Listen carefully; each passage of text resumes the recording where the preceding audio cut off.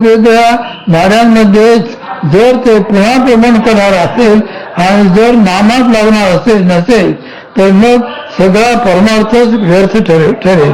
अशा वेळी परमार्थ घडणार नाही, कारण चित्त नाही नामी. चिंतन परमात्म्याचे व्हावे. याचा अर्थ असा की जिथे सतत मी असा फिरणारा अहंकार देखील नाही, म्हणजे ना मी ना आम्ही, अशा ठिकाणी जोपर्यंत चित्त स्थिरावत नाही तोपर्यंत परमार्थ व्यर्थ आहे. अशी अवस्था जे विशुद्ध परमतत्व आहे त्याच्याच ठिकाणी संभवते. त्याच्या व्यतिरिक्त इतरत्र ही अवस्था येत नाही.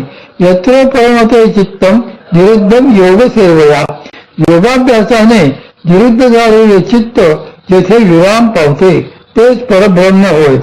म्हणजे जेथे सगळेच थांबते, मीपणाचे स्फुरणही थांबते, अशा ठिकाणी चित्त जोपर्यंत स्थिरावत नाही तोपर्यंत सारेच व्यर्थ होय. म्हणूनच श्री माऊली सांगतात की जे मानवले होय चित्ते धन स्थिर मन स्थिर झाले, त्याचे चित्त झाले. पण त्याने चिंतन कशाचे करायला हवे तर त्या चित्ताने श्री भगवंतांचे परमात्म्याचे चिंतन केले पाहिजे. त्याने जर ईश्वरांचे चिंतन केले तर व्यर्थ आहे. म्हणून त्याला परमात्म्याच्या अनुसंधानात लावले पाहिजे. श्री माऊलींनी साधने करता बसण्याची जागा कशी असावी हे सांगितले, स्थान कसे पाहिजे तेही सांगितले.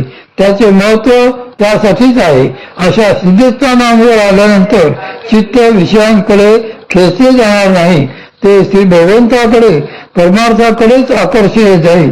म्हणूनच साधना स्थानाची निवड ही महत्वाची आहे. त्याचप्रमाणे घरात साधनेचे एक स्थान निश्चित ठेवणे, तिथले पवित्र वातावरण टिकवून ठेवणे देखील आवश्यक आहे, महत्वाचे आहे. नाहीतर काहीही निराळेच प्रपंचाकडे नेणारेच त्यातून घडू लागेल. या संदर्भात एक मजेशीर गोष्ट येथे सांगतो. कॉफीच्या चवीचे रहस्य. एक निवृत्त कर्नल होते. त्यांच्याकडे एक नोकर होता. तो कॉफी फार उत्तम करीत असे. त्यामुळे सकाळच्या वेळी जेव्हा कर्नल साहेब मॉर्निंग वॉकला जात तेव्हा परत येताना त्यांच्या बरोबरची मित्रमंडळी रोज त्यांच्याकडे येऊन कॉफी पिऊन मगच आपापल्या घरी जात असे. कर्नल साहेबांच्या घरी इतर कोणाला मात्र तशी चवदार कॉफी करायला जमायचे नाही. त्यांच्या बायकोलाही नाही आणि त्यांचा तर नाहीच नाही. एके दिवशी त्यांच्या एका मित्राला राहवले नाही आणि त्याने मनात ठरवले की आज या नोकराला विचारायचे की हा कॉफी करतो तरी कशी. त्याप्रमाणे मग त्या नोकराला विचारल्यावर तो म्हणाला, काही नाही साहेब, मी एका पातेल्यात पाणी घेतो, दूध घेतो आणि त्यात साखर घालून गॅसवर उकळायला ठेवतो. ते दूध पाण्याचे मिश्रण उकळण्यावर त्यात मापाने कॉफी आणि वेलदोड्याची पूड घालतो की झाली कॉफी तयार. हे ऐकून तो मित्र म्हणाला, अरे बाबा, आम्ही तसेच करतो, पण तुझ्या कॉफीची सर काही येत नाही. त्यावर तो डोके खालीत म्हणाला, मी तर बुवा असेच करतो, वेगळे काहीच करत नाही. तेवढ्यात त्यांच्यापैकी एकाने विचारले, पण काय रे, तू कॉफी गाळतोस की नाही? कारण कपात नेहमी खाली गाळ साचलेला दिसतो. त्यावर तो नोकर पटकन म्हणाला, अरे हो, ते विसरलोच सांगायचे. कॉफी करून झाली की मग साहेबांच्या जुन्या मिलिटरी पायमोज्याने मी ती गाळतो. गेल्या काही दिवसापासून त्या मोज्याला भोके पडलेले आहेत. बहुत कळणीचा अर्थ म्हणजे त्या नोकराने कॉफी करण्याची पद्धत वगैरे सगळी बरोबर पाळली, पण पुढे कॉफी गाळण्याच्या वेळेला नेमका त्याने मळका पायमोजा घेतला. तसे आपले मन आचार विचार पाळून नाना प्रयत्न करून स्थिर झाले, त्यांचे चित्त झाले, पण ऐन तत्वचिंतनाच्या वेळेला त्याने जर प्रपंच धरला तर काही उपयोग नाही. म्हणूनच श्री माऊली सांगतात की दोरी माझी आवडते जे मानवले होय चित्ते बहुत करुणी एकांते बैसे जीवा.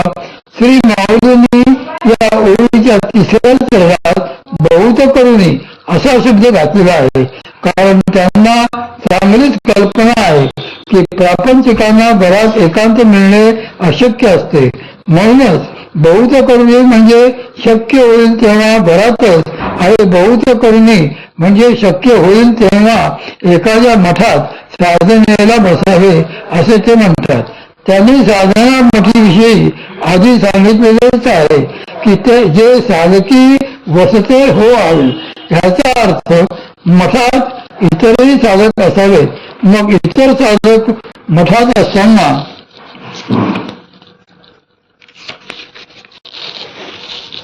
तुम्हाला एकांतात बसता येईल काय?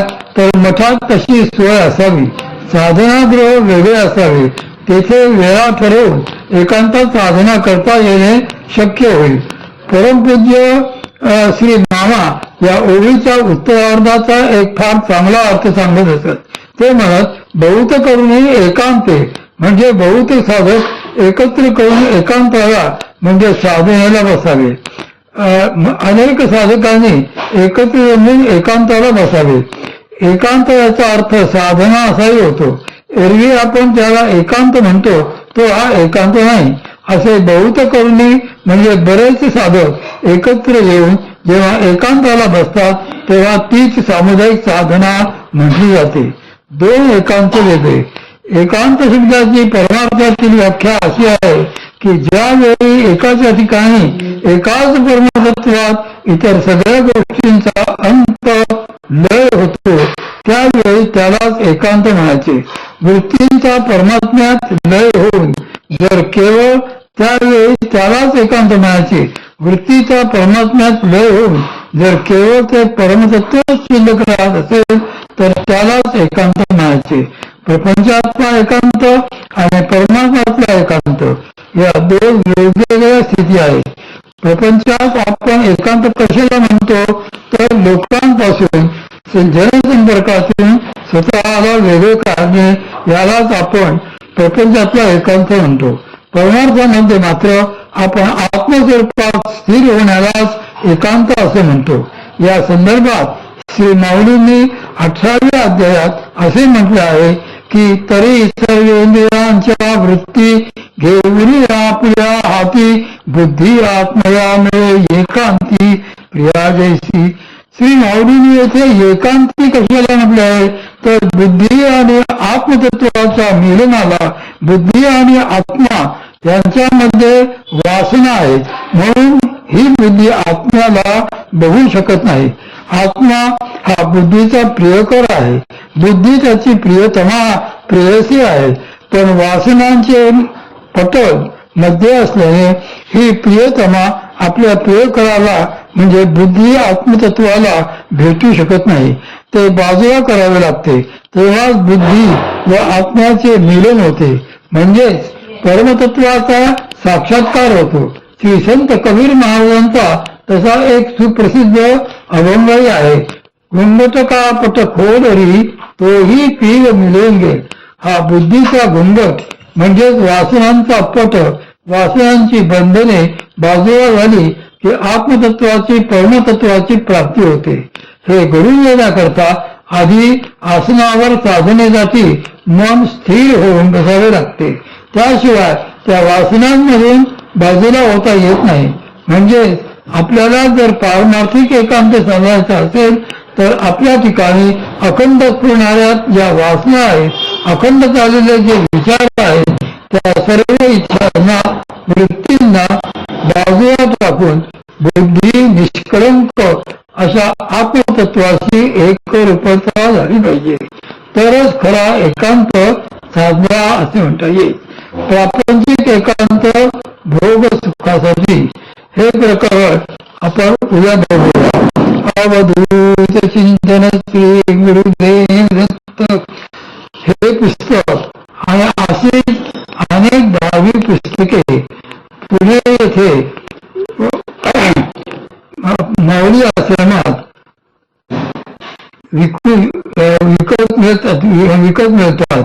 जवळजवळ 250-300 पुस्तकांचा हा हे